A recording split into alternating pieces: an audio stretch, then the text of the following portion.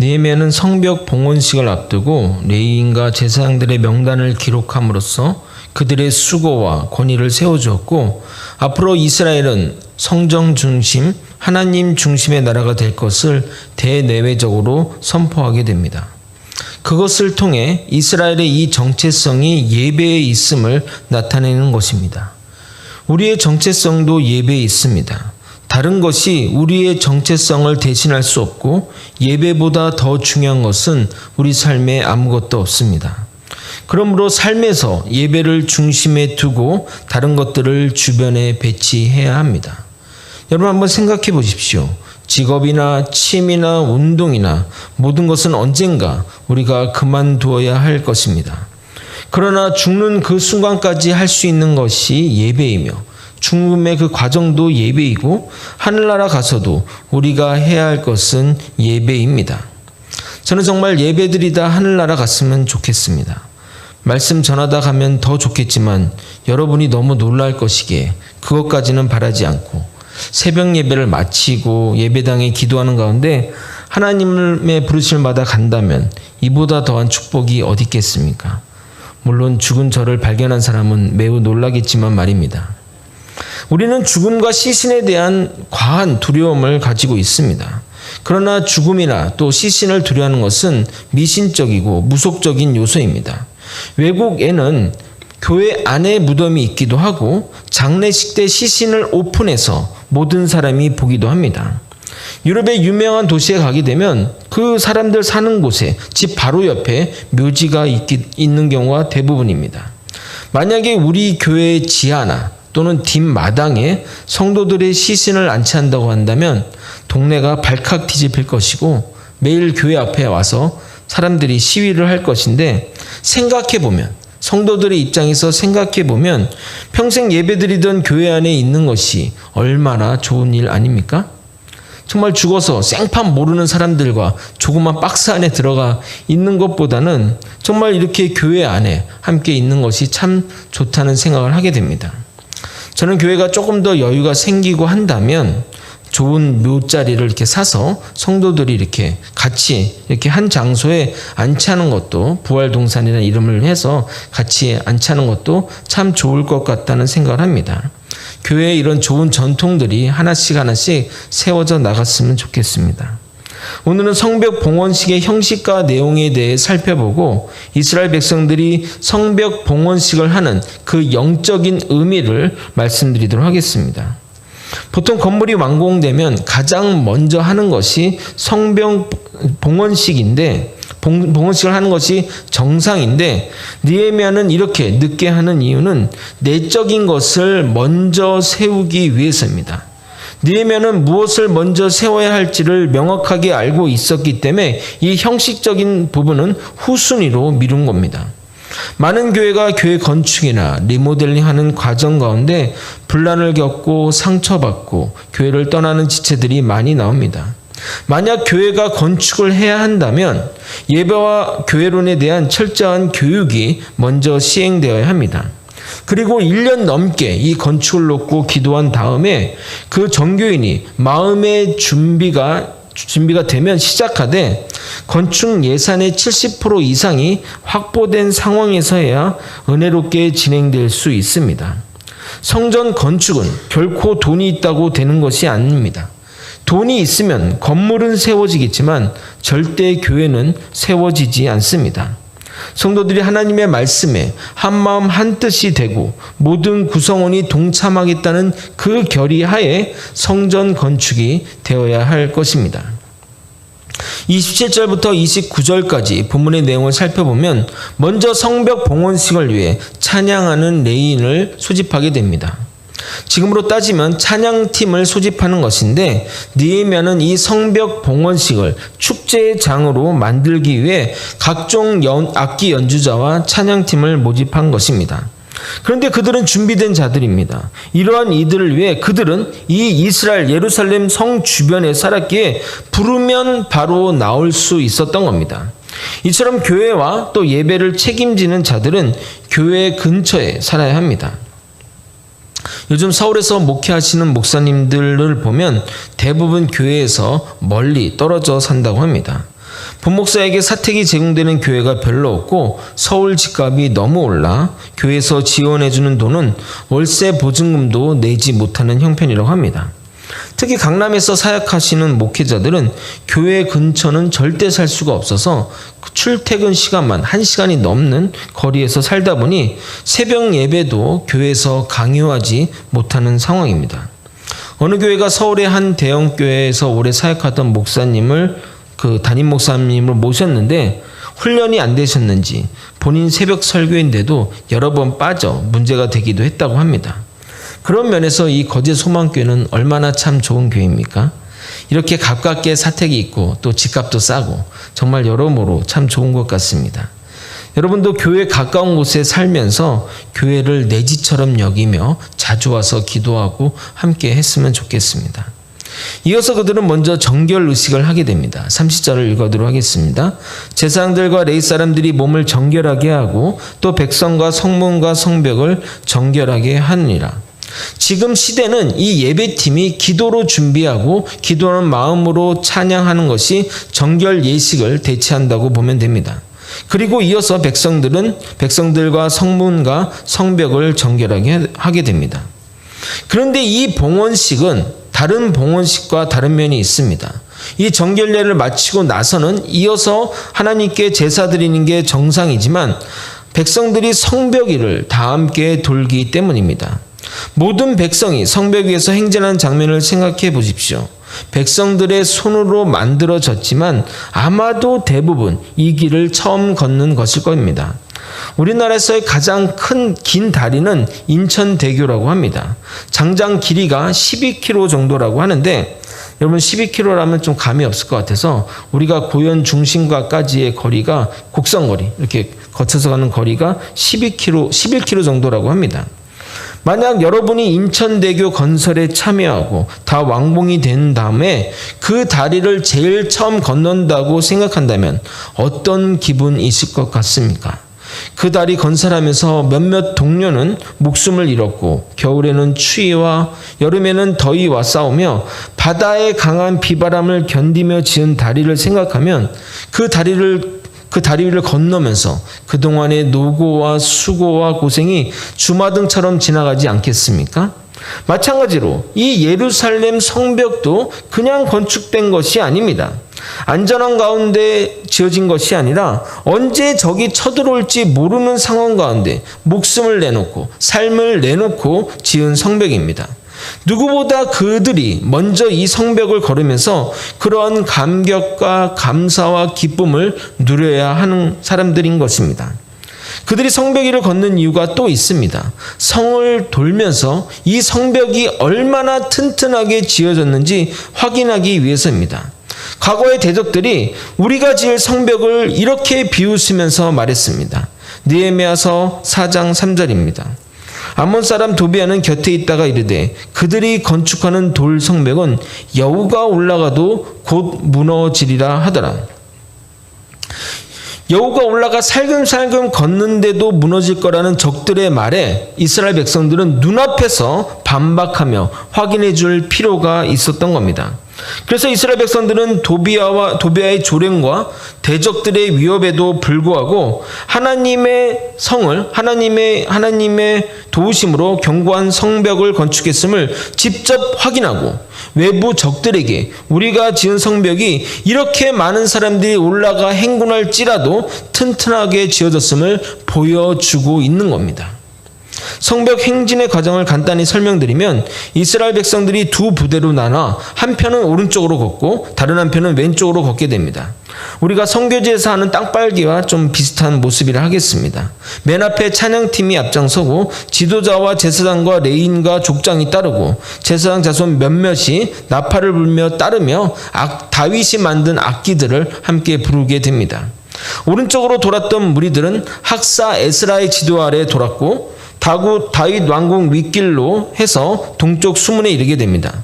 왼쪽으로 돌았던 무리들은 느헤미야의 지도 아래 나아갔고 감옥문에 이르러 행진을 멈추자 두 무리가 함께 모여 성전에서 제사를 거행하게 됩니다. 그리고 40절에 43절은 성전에서 감사 제사를 거행하는 장면을 기록하고 있는데 제사장 자손 몇이 나팔을 불고 노래하는 자들이 크게 찬양을 합니다. 그리고 이날에 무리가 하나님께서 성벽을 완공할 수 있도록 베푸신 은혜를 감사하며 제사를 성대하게 치르고 부녀자들과 아이들이 더불어 환호하니 그 소리가 멀리까지 울려 퍼졌다고 기록되어 있습니다. 그런데 오늘 우리가 깊게 생각해야 될 부분은 성벽 봉헌식 그 자체입니다. 성경 역사 가운데 한 번도 성벽을 가지고 봉헌식을 한 적이 없습니다. 그렇게 믿음 좋은 다윗도 다윗성을 완성하고 나서 하나님께 봉헌한 적이 없었고, 유일하게 솔로몬이 봉헌한 것은 성벽 봉헌식이 아닌 성전 봉헌식입니다. 만약에 교육관이나 또는 교회 부속 건물을 짓고 나서 봉헌식을 한다면 좀 이상하게 여기지 않겠습니까? 그러므로 이스라엘 백성들은 지금 참 이상한 행사를 하는 겁니다. 왜 그들은 굳이 하지 않아도 되는 성벽을 봉헌하면서까지 이렇게 과도한 행사를 하는 것일까요? 바벨론 예루살렘 침공 이후로 그들의 성벽은 무너졌고 성전까지 무너졌습니다. 느부갓네살 왕은 그 성전 안에 있던 모든 귀한 성전 기구나 그런 것들을 다 탈취해 갔습니다. 그리고 오랫동안 사람이 살지 않았던 예루살렘은 폐허로 변했습니다. 바벨론 침공 전에는 이 예루살렘 성이 천년의 요새였으나 폐허로 변한 그곳은 성벽이 없어서 아무나 드나들 수 있는 곳이 되었습니다. 그러나 느헤미야가 와서 단 52일 만에 성벽을 쌓게 됩니다. 그 당시 기술로 성벽을 건다는 것은 결코 쉬운 일이 아닙니다. 고고학 발견에 따르게 되면 둘레만 4.5km였다 하고 성벽의 두께가 3m였으며 높이가 평균 11m라고 합니다. 그 당시 무슨 포크레인이나 기중기가 있었던 것도 아니고 다 돌을 손으로 날라서 완공한 것입니다. 지금 기술로 해도 52일 만에 완공하기라는 그렇게 쉬운 일은 아니었을 것입니다. 그런데 기적같이 성벽이 완성되기에 불가능을 가능케 하신 하나님께 감사의 의미로 하나님께 봉헌한 것입니다. 아마도 그들은 성벽을 돌면서 그들이 이뤄낸 놀라운 결과에 스스로 놀랐을 것입니다. 만약 이스라엘 백성들이 성벽을 완성된 것이 자신의 힘으로 온전히 되었다고 생각한다면 성벽을 완성하고 하나님께 감사하는 행위는 없었을 것입니다. 그들은 성벽을 돌면서 여러 가지 생각들이 주마등처럼 지나갔고 그 과정에서 하나님의 도우심과 역사하심을 깨달은 겁니다. 그들은 성벽만 재건한 것이 아닙니다. 대적이 언제 올지 모르는 그 상황 가운데 성벽을 건축했는데, 그러니까 경계와 경비를 병행하면서 성벽 건축을 진행한 겁니다. 지금같이 감시를 위해 망원경 카메라나 적외선 카메라, 철책이 있고 알람 시스템이 있어가지고 그리고 사람들이 수시로 경비를 해도 북한군이 맘 놓고 넘어오려고 하면 막을 수 없는 상황인데, 조명도 없고 불도 없고 그런 시스템도 없는 상황에서 어디로 적이 올지 어떻게 알겠습니까? 오는 곳을 안다고 할지라도 계속된 이 성벽 건축으로 힘이 빠져서 적이 오면 제대로 방어도 하지 못하고 무너졌을 것입니다. 느헤미야 4장 10절 11절을 보면 우리의 상황들과 적들의 음모에 대해 이렇게 묘사하고 있습니다. 함께 한번 같이 읽어보도록 하겠습니다. 느헤미야 4장 10절에서 11절입니다. 함께 읽겠습니다. 시작. 유다 사람들은 이르기를 흙무더기가 아직도 많거늘 짐을 나르는 자의 힘이 다 빠졌으니 우리가 성을 건축하지 못하리라 하고, 우리의 원수들은 이르기를 그들이 알지 못하고 보지 못하는 사이에 우리가 그들 가운데 달려 들어가서 살육하여 역사를 그치게 하리라 하고. 그러니까 힘들어서 건축도 하질 못할 상황인데 적들이 오게 되면 꼼짝없이 이스라엘 백성들은 몰살을 당할 것입니다. 그런데 적들이 올 때마다 그 이동 경로를 그 주변 사람들이 알려주게 됩니다. 12절 13절을 읽어도록 하겠습니다. 그 원수들의 근처에 거주하는 유다 사람들도 그 각처에서 와서 10번이나 우리에게 말하기를 너희가 우리에게 와야 하리라 하기로, 내가 성벽 뒤에 낮고 넓은 곳에 백성이 그들의 종족을 따라 칼과 창과 활을 가지고 서 있게 하고. 그러니까 성벽이 무너진 상태에서 적이 어디로 올지 모르는 상황 가운데 경계는 불가능합니다. 그런데 어디로 올지만 안다고 한다면 적은 인원으로 적들을 대비할 수 있고 나머지는 성벽 재건에 힘을 낼 수 있었던 겁니다. 근데 적들도 자신이 공격하는 곳마다 경비가 사모한 것을 보고 달려들지 않으니 싸우지 않아서 좋고 적은 인원으로 지킬 수 있는 일석이조의 상황이 벌어지게 된 겁니다. 그런데 전쟁은 누가 했으며 성벽은 누가 쌓았습니까? 모든 수고와 모든 고생은 인간이 다 했습니다. 적이 오는 것을 알려준 이도 하나님이 꿈으로 알려준 것이 아니라 사람이 알려준 겁니다. 한 손에 삽을 들고 한 손에 칼을 들고 밤잠 설쳐가며 성벽을 건축했음에도 느헤미야는 이것을 하나님께 영광을 돌리게 됩니다. 느헤미야 4장 20절입니다. 너희는 어디서든지 나팔 소리를 듣거든 그리로 모여서 우리에게 나오라. 우리 하나님이 우리를 위하여 싸우시리라 하였느니라. 하나님으로 인하여 이 일을 했다고 고백하는 겁니다. 육체의 눈으로 보게 되면 이것은 인간의 역사이지만 영적인 시야로 보게 되면 하나님의 역사인 것입니다. 영적인 느헤미야는 하나님의 역사임을 알았기에 성벽이 재건되고 나서 하나님께 감사와 영광을 돌리는 것입니다. 우리에게 이러한 영적인 시야가 필요합니다. 우리 인생을 영적인 시야로 보게 되면 하나님이 지키고 보호하셨기 때문에 우리가 이 자리에 서 있을 수 있는 것입니다. 열왕기하 6장에 보게 되면 아람 군대가 이스라엘을 침공하려고 하는데 그때마다 그 기습 정보를 주어 실패하자 그 정보를 첩보를 입수해 보니까 그 정보를 왕에게 그 정보를 주는 자가 선지자 엘리사인 것을 알고 그를 처단하러 오게 됩니다. 이것을 본 엘리사의 종은 호들갑을 떨며 이제는 어떡하냐고 우리 다 죽게 되었다고 걱정하는 말을 하게 됩니다. 열왕기하 6장 14절 15절입니다. 왕이 이에 말과 병거와 많은 군사를 보내매 그들이 밤에 가서 그 성읍을 에워쌌더라. 하나님의 사람의 사원이 일찍이 일어나서 나가보니 군사와 말과 병거와 성읍을 에워쌌는지라. 그의 사원이 엘리사에게 말하되 내 주여 우리가 어찌하리이까 하니 이에 엘리사는 걱정하지 말라며 우리와 함께한 사람들이 저들보다 많다고 종을 안심시키게 됩니다. 그러자 종은 무슨 소리냐며 여기엔 우리밖에 없다고 하며 엘리사에게 따져 묻자 엘리사는 종의 눈을 열어주게 됩니다. 바로 영안을 열어주게 된 것입니다. 17절 읽어도록 하겠습니다. 기도하여 이르되 여호와여 원하건대 그의 눈을 열어서 보게 하옵소서 하니 여호와께서 그 청년의 눈을 여심해 그가 보니 불말과 불병거가 산에 가득하여 엘리사를 둘렀더라. 이스라엘 사람들은 영적인 시각으로 이 모든 것이 하나님이 도우셔서 이렇게 성벽이 건축된 것을 깨달았습니다. 그래서 이런 성벽 봉헌식을 통해서 이 성벽을 완성케 하신 하나님께 진심으로 감사를 드리는 것입니다. 그들이 봉헌식을 하는 두 번째 이유는 하나님이 이 성을 지켜달라는 의미입니다. 그들은 지식이 아닌 경험적으로 하나님이 지켜주지 않는다는 것을 몸으로 깨달은 것입니다. 자신들의 손과 노력으로 성벽이 건축되었지만 지난 과정을 돌이켜보니 주님의 돌보심이 아니면 불가능한 일이었음을 깨닫게 된 겁니다. 그래서 완성과 더불어 이 보존도 앞으로 이 성이 계속 온전하게 있게 되는 것들도 주님께 의뢰하기 위해 이런 봉헌식을 드리게 된 겁니다. 시편 127편 1절은 이렇게 말합니다.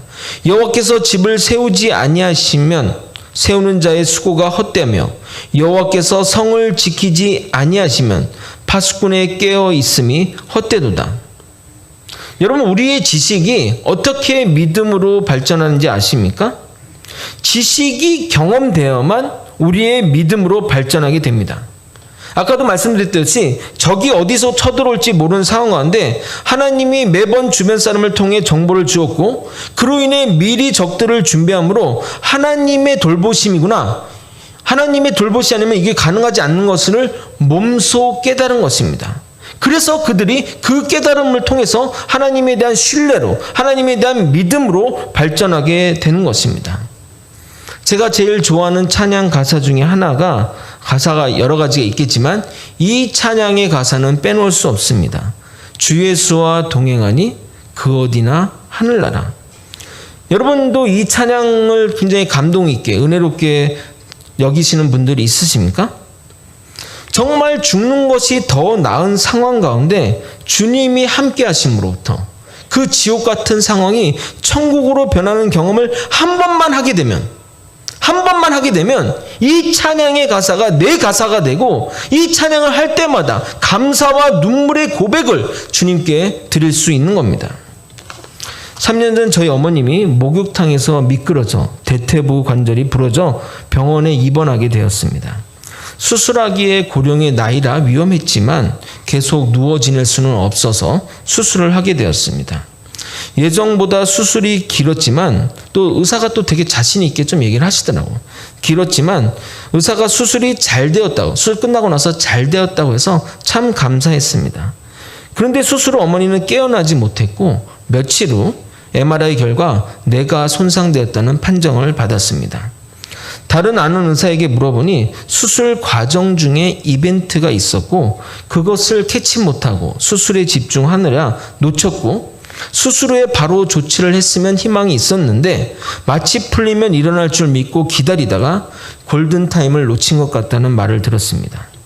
수술하기 전에 어머님과 별다른 대화를 못하고 헤어졌는데 그냥 수술실에 가는 걸 그냥 엄마 잘 다녀와 이렇게 이런 그냥 일상적인 대화를 하고 보냈는데 의식불명의 상태로 돌아오니 우리 남매는 도저히 이 상황을 받아들이기가 너무나 힘들었습니다.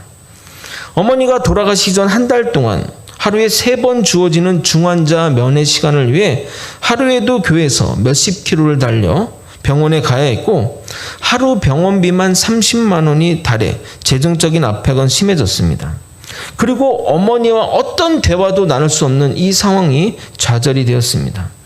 30분의 면회가 마쳐지면 병원 안에 있는 교회로 가서 기도를 하는데 그때마다 들려오는 찬양의 반주가 내영혼이 은총이보였습니다.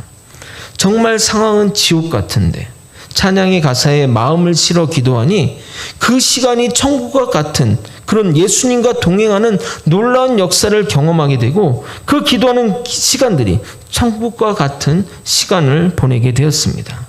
슬픔 많은 이 세상도 천국으로 화하는 경험을 하고 나니 무엇보다 우리는 더욱더 주님을 의지하게 되었던 것입니다. 여러분, 슬픔 많은 이 세상이 어떻게 천국이 될 수 있겠습니까? 그래서 신앙은 역설이라고 하는 겁니다. 시편의 저자는 이렇게 고백합니다. 시편 119편 71절입니다. 고난당한 것이 내게 유익이라 이로 말미암아 내가 주의 율례들을 배우게 되었나이다. 고난도 유익이다. 여러분, 고난이 유익이 될 수 있겠습니까? 거제소망교회 성도 여러분, 고난이 유익이니 고난 당하고 싶으신 분 여기에 계십니까? 손 들어보세요. 주님이 들어줄지 모르겠지만 제가 고난들이 당하시라고 기도해 드리겠습니다. 아마도 한 분도 없을 겁니다.